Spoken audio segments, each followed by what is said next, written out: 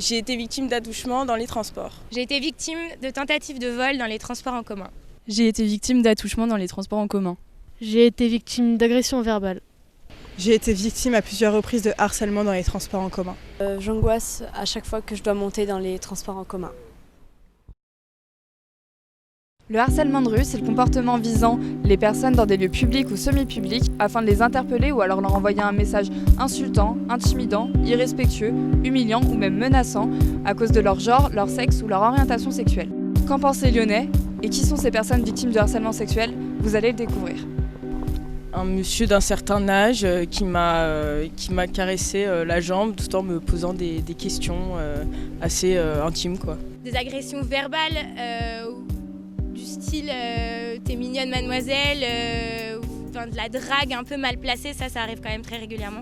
Un gars qui passe ou quelqu'un dans les transports qui me dit quelque chose du style oh, je te nique ou je te baise ou des trucs comme ça.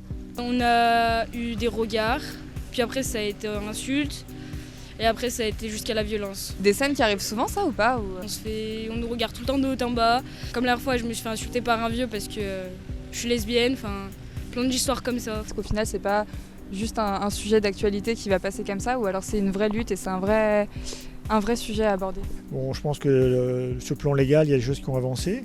Moi, il me semble que c'est important qu'on en parle et puis aussi qu'on fasse en sorte que la femme ne soit pas harcelée. Il y a des pays comme l'Égypte où la femme une bonne moitié de femmes ont été harcelées dans leur vie. C'est vrai que les premiers touchés, ce sont les femmes. Est-ce qu'il y a quand même une chance toujours de faire évoluer ces mentalités-là? Plus de campagnes de com. Ouais.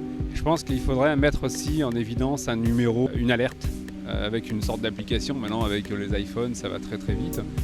Et avec le temps, j'espère, dans les années futures, que ces nouvelles générations comprennent que le harcèlement, c'est puni par la loi. D'aller porter plainte, c'est là le problème. On a peur que l'agresseur revienne à la charge. Ils sont capables de tout. Pour moi, ça commence à partir d'un regard, des phrases un peu salaces, des attouchements en fait. C'est à partir de là pour moi que ça commence à vraiment être grave. Voilà. Toi, t'as déjà été victime de harcèlement sexuel? Je suis tout le temps mal à l'aise. Quand il y a quelqu'un à côté de moi, quand je me sens observée, je suis mal à l'aise. On me siffle, on me dit ouais, t'es mignonne, t'es bonne, passe ton 06. Des dragues un peu lourdes qui m'ont vraiment fait très très peur. Ça me lâchait pas jusqu'à que j'avais pas donné le bon numéro. Il fallait qu'on m'appelle pour vérifier si c'était vrai. Là, j'ai vraiment eu peur qu'on me suive après, que je suis tranquille à ma fenêtre le soir et qu'il y a des voitures qui passent et qui me klaxonnent, qu'on me crie dessus alors que je suis chez moi. Mais en fait, c'est pas normal et je veux vraiment que ça s'arrête. Il faut faire plein de spots publicitaires de plus en plus choquants. Mais j'ai l'impression que tout le monde n'a pas accès aux affiches et à la télé parce que ça s'arrête pas en fait. Parce que vous aussi, vous vous sentez pas forcément en sécurité? Alors j'évite la nuit. J'évite très tard, c'est bête, pourtant je suis un mec. C'est pas que je suis en sécurité, mais j'ai peur soit des bandes ou soit autre. C'est ennuyeux de prendre des transports très tard. Sinon je suis très content des transports en commun, je suis très content du service de sécurité qu'ils ont actuellement. On arrivera peut-être à prendre conscience du respect des autres, surtout des femmes.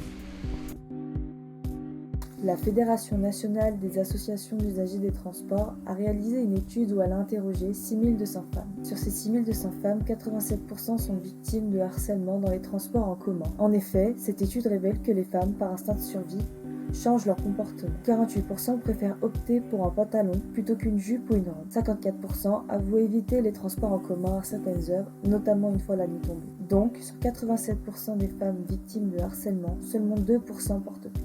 Dans 89% des cas de harcèlement, les témoins ne réagissent pas.